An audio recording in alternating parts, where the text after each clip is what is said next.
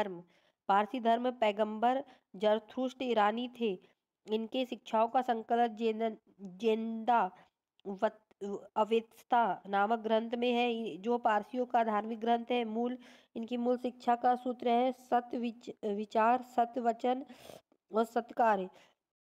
इनके अनुयायी एक ईश्वर अहुर को मानते हैं। इस धर्म के अनुयायियों को अग्नि पूजक भी कहा जाता है। पारसी धर्म अब खत्म हुआ। अब हम पढ़ेंगे मगध राज्य का उत्कर्ष। मगध राज्य का उत्कर्ष, ये चैप्टर 13 है। मगध का सबसे प्राचीन वंश के संस्थापक भद्रथ थे। इसकी राजधानी गिरिव्रज राजगृह थी। जरासंध भद्रथ का पुत्र था। हर्यक वंश के संस्थापक बिंबिसार मगध की गद्दी पर 544 ईस्वी में बौद्ध ग्रंथों के अनुसार बैठा था। वह बौद्ध धर्म का एक अनुयायी था। यह प्रथम भारतीय राजा था जिसने प्रशासनिक व्यवस्था पर बल दिया। ये क्वेश्चन पूछा जा सकता है कि कौन सा प्रशासनिक राजा था कौन सा राजा था जिसने प्रथम बार भारत में प्रशासनिक व्यवस्था पर बल दिया। तो ये बिंबिसार था। बिंबिसार ने भद्रथ को हराकर अंग राज्य को मगध में मिला लिया। बिंबिसार राजगृह का निर्माण कर उसे अपनी राजधानी बनाया। तो ये पूछा जा सकता है कि बिंबिसार की राजधानी क्या थी? राजगृह। और उसका निर्माण किसने करा? राजगृह की स्थापना भी बिंबिसार ने की। बिंबिसार के समय मगध में करीब 52 वर्षों बिंबिसार ने मगध पर करीब 52 वर्षों तक शासन किया। महात्मा बुद्ध की सेवा में बिंबिसार ने राजवैद्य आजीवक को भेजा। अवंती के राजा प्रगोत जब पांडुरोग से ग्रसित थे तो उस समय बिंबिसार ने आजीवक को उनकी सेवा के लिए सेवा शुश्रूषा के लिए भेजा था। ये क्वेश्चन 2019 के एमपीपीएससी प्री में आ चुका है कि बिंबिसार अवंती के राजा प्रगोत का संबंध कौन से राज्य से है? तो वह अवंती से है। तो ये इंपॉर्टेंट है, ये मध्य प्रदेश संबंधित है, इसलिए याद रख लेना इसको। बिंबिसार ने वैवाहिक संबंध स्थापित कर अपने साम्राज्य का विस्तार किया। इसके कौशल नरेश प्रसन्नजीत की बहन महाकौशल्या, वैशाली के चेटक की पुत्री चलना तथा मद्र देश आधुनिक पंजाब की राजकुमारी क्षेमा से शादी की। बिंबिसार की हत्या उसके पुत्र अजातशत्रु ने की और वह 493 ईस्वी पूर्व में मगध की गद्दी पर बैठा। इसका उपनाम कुलिक था। वह आरंभ में जैन धर्म का अनुयायी था। अजातशत्रु 32 वर्षों तक मगध पर शासन किया। अजातशत्रु के सुयोग्य मंत्री का नाम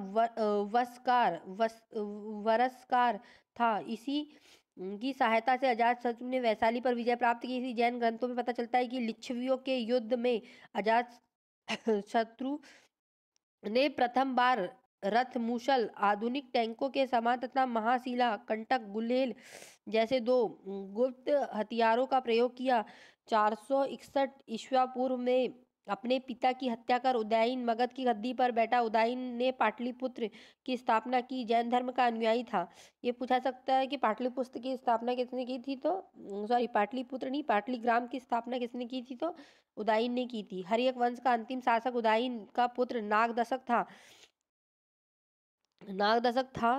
नागदशक को उसके आमात्य शिशुनाग ने 412 ईस्वी में अपदस्थ कर मगध पर शिशुनाग वंश की स्थापना की। शिशुनाग वंश की राजधानी पाटलिपुत्र। शिशुनाग ने अपनी राजधानी को पाटलिपुत्र से हटाकर वैशाली स्थापित की। ये भी पूछा जा सकता है कि पाटलिपुत्र से वैशाली राजधानी किसने स्थापित की? तो वह शिशुनाग ने की। शिशुनाग का उत्तराधिकारी काला अशोक पुनः राजधानी को पाटलिपुत्र ले आया। शिशुनाग वंश का अंतिम राजा नंदीवर्धन था। नंद वंश के संस्थापक महापद्मानंद व अंतिम शासक धनानंद था। यह सिकंदर का समकालीन था। ये कई बार पूछा गया है क्वेश्चन कि सिकंदर के समकालीन राजा कौन थे? तो धनानंद थे। चंद्रगुप्त मौर्य ने युद्ध में पराजित किया और मगध पर एक नए वंश मौर्य वंश की स्थापना की। अब हम मौर्य वंश को पढ़ने के पहले सिकंदर के बारे में पढ़ेंगे।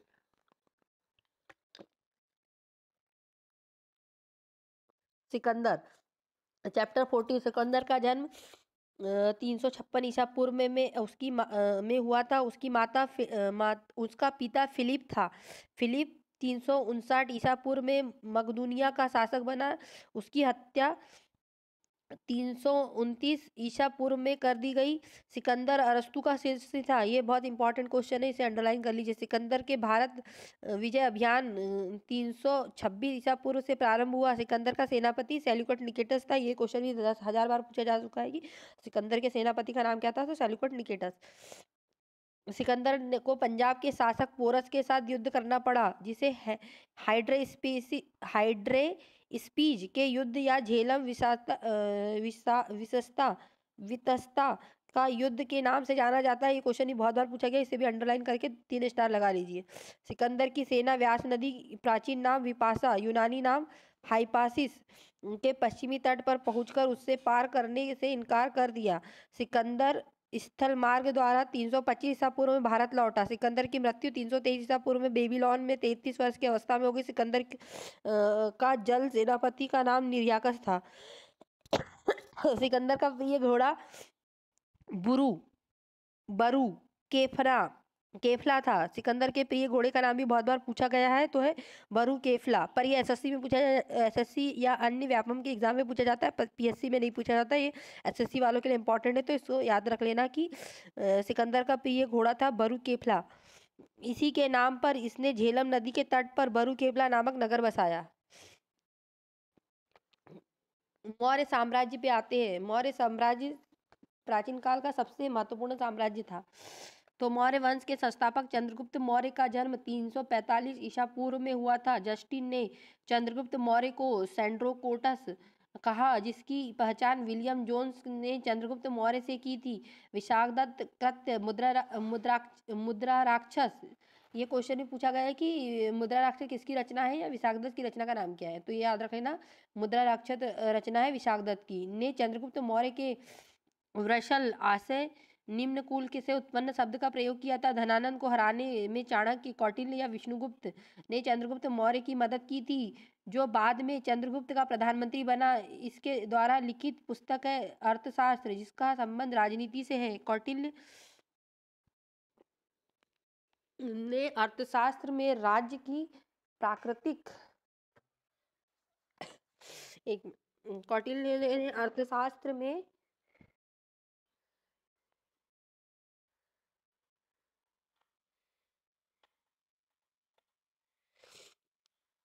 कौटिल्य ने अर्थशास्त्र में राज्य की प्राकृतिक प्रकृति का वर्णन किया है। उसने राज्य के 7 अंग बताए थे। ये अंग थे स्वामी, अमात्य, जनपद, दुर्ग, कोष, दंड या सेना और मित्र। इसे ही सप्तांग कहा गया है। तो पूछा जाता है कई बार कि सप्तांग किससे संबंधित सिद्धांत है, तो ये कौटिल्य की अर्थशास्त्र में वर्णित है।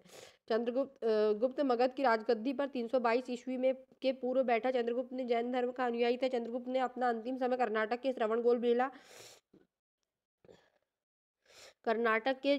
श्रवणबेला नामक स्थान पर बिताया। चंद्रगुप्त ने 305 ईसा पूर्व में सेल्यूकस निकेटस को हराया। सेल्यूकस निकेटस ने अपनी पुत्री कार्नेलिया की शादी चंद्रगुप्त मौर्य के साथ कर दी और युद्ध की संधि शर्तों के अनुसार 4 प्रांत काबुल, कंधार, हेरात और मकरान चंद्रगुप्त को दे दिए।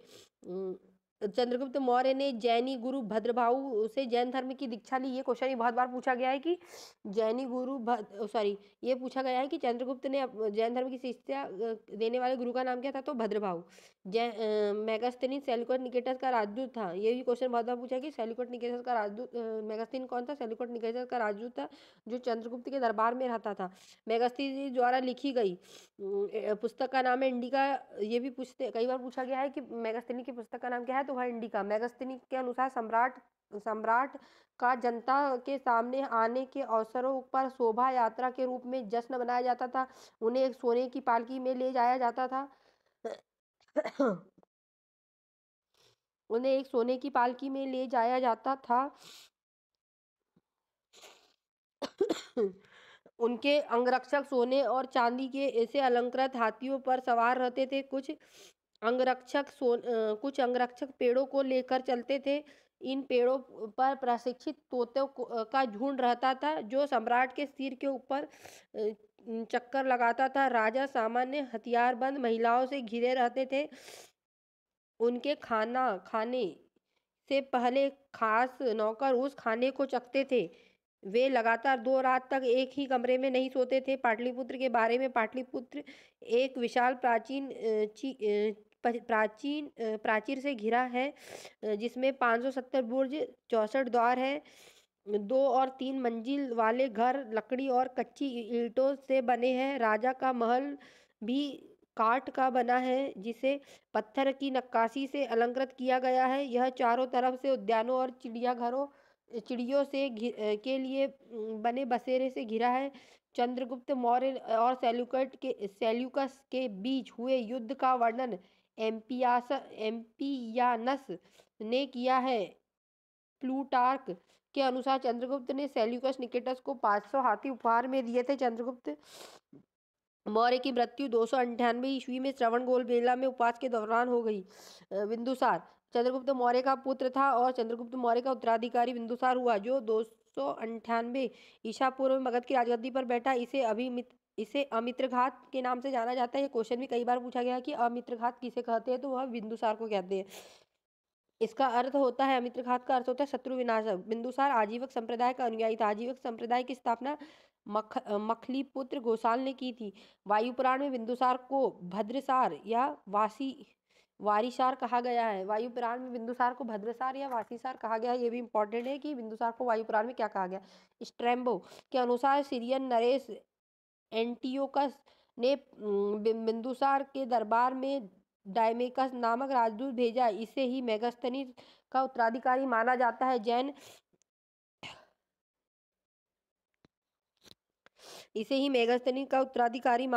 जैन ग्रंथों में बिंदुसार को सिंहसेन कहा गया है।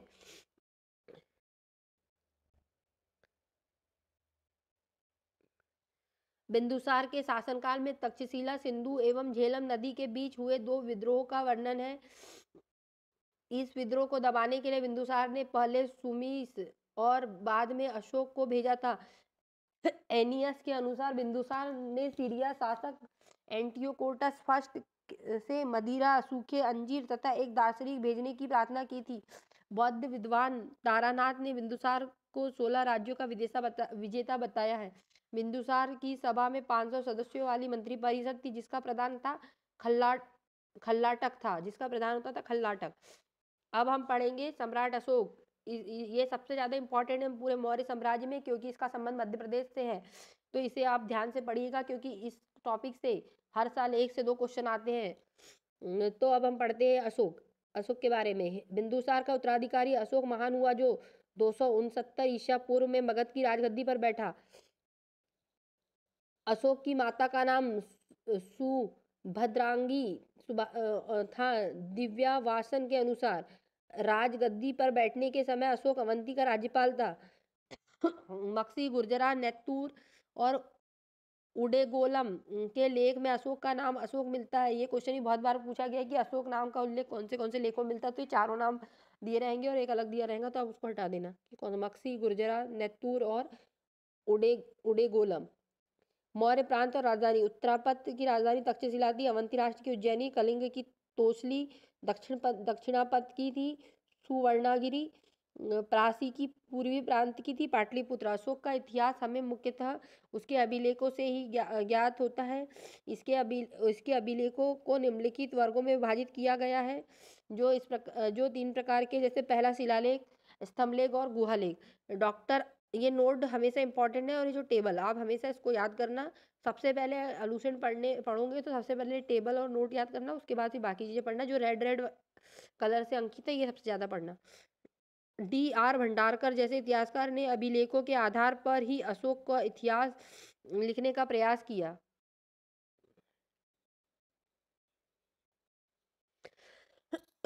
कर्नाटक कलाबुरी जिले में चितापुर तालुक के कनगनहल्ली से प्राप्त उभादार मूर्ति शिल्प, रिलीफ स्कल्पचर, शिलालेख में अशोक के प्रस्तर रूपचित्र के साथ रान्यो अशोक, राजा अशोक उल्लेखित है।